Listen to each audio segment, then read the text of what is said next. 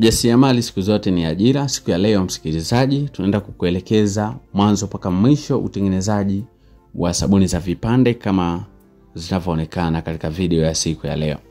Kwa hiyo ambatana nami mwanzo mpaka mwisho wa video hii. Mimi naitwa Mwalimu Almasi, nimekuwekea namba zangu za simu. Kama na changamoto yoyote au unahitaji kujifunza zaidi, basi karibu ni text WhatsApp. Lakini pia nimekuandalia kitabu cha Ujasiriamali ni Ajira, kitabu ambacho nimekuandikia mafunzo mbalimbali kama vile utengenezaji wa sabuni kama hizi ambazo zinaonekana, kuanzia hatua ya kwanza, uzalishaji, ukataji, ufungashaji. Lakini pia nimekuandikia na namna mbalimbali ambavyo unaweza kupaki bidhaa kulingana na hiyo aina ya bidhaa ilivyo.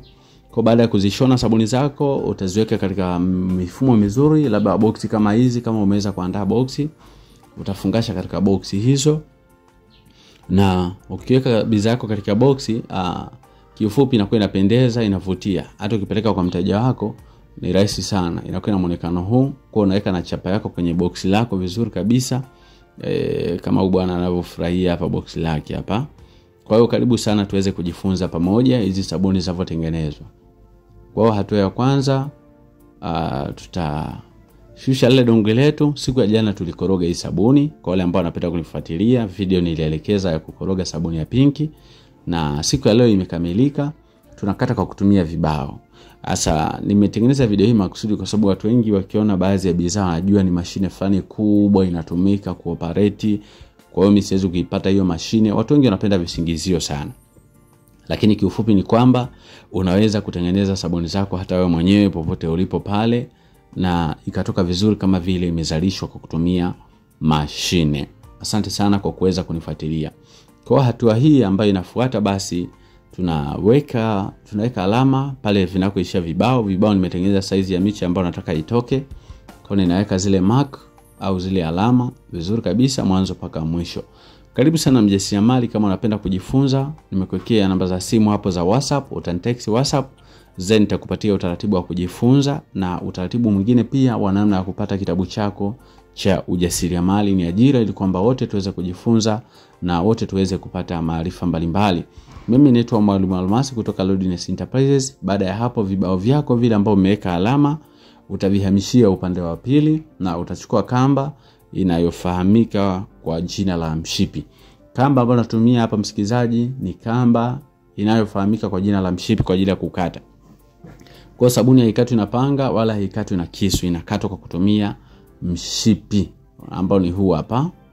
Yes, huu hapa. Sasa upande huu wa huku, kamba inaweka kwenye alama zile ambazo nilikuwa nimezichora, na upande huu ninakuwa ninaongozwa na vibao. Na hapa juu naweka kibao kingine kwa ajili ya kunisaidia niweze kunyoosha vizuri kamba, ili nisiweze kutoa mawimbi kwenye sabuni yangu ikatoka labda imepinda au ikatoka tofauti na vile ambavyo nilikuwa ninakusudia.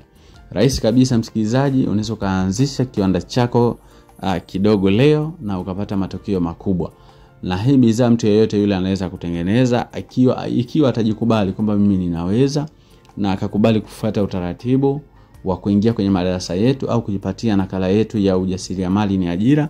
Nimeandika hatua kwa hatua namna ya kutengeneza, kuanzia mwanzo, aina mafuta ambayo yanapaswa kutumika, namna ya kuiandaa mafuta, caustic soda gani inafaa ni nzuri zaidi, namna ya kudilute caustic soda kwa caustic solution, lakini namna ya kuapply sodium silicate, sodium carbonate na bidhaa zingine nyingi ambazo zinapaswa kuhusika. Noti bidhaa, ingredients ambazo zinapaswa kutumika katika sabuni yako ya kipande. Kwa karibu sana. Kwa hapa tunaendelea kugawanisha ili donge letu la sabuni.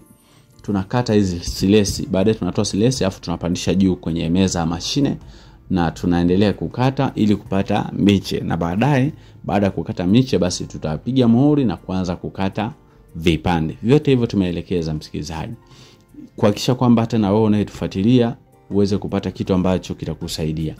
Baada ya hapo tunapandisha zile silesi ambazo tumezikata pale chini, tunazipandisha juu ya mashine, na juu ya mashine hapa tunatega kamba size ya miche yetu ambayo tunataka itoke. na tunaanza kuikata namna hiyo.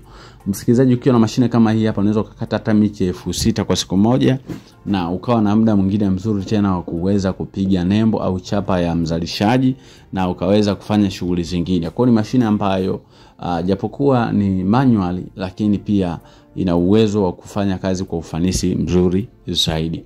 Kwa nini tunatumia hii mashine? Tunatumia hii mashine kwa sababu sisi ni wajasiriamali wadogo, hatujaweza kuwa na uwezo wa kumiliki mashine zile za milioni 8 na kuendelea ambazo zinatumia umeme.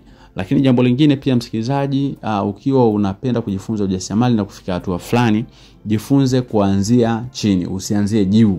Hata kama una mtaji mkubwa, kubali kuanza kujifunza chini ili kujenga hatua zako imara. Hata pale utakapofika juu utakuwa na uwezo wa kucontrol kile ambacho utakuwa unacho.